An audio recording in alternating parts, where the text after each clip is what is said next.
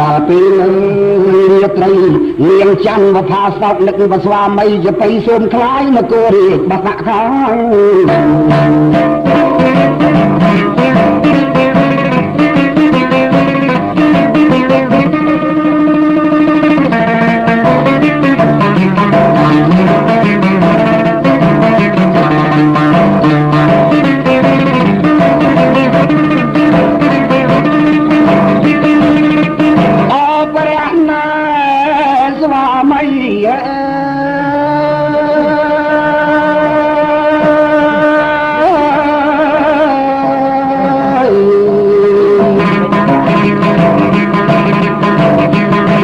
chẳng chi na vật on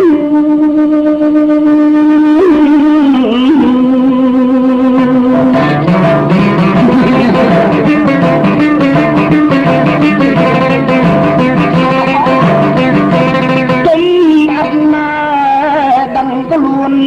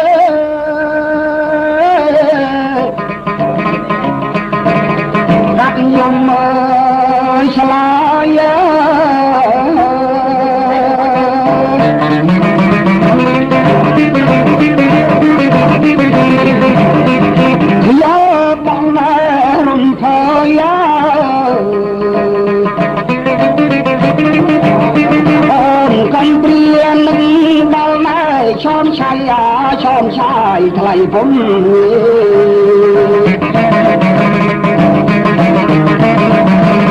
công tê prang prang pi tu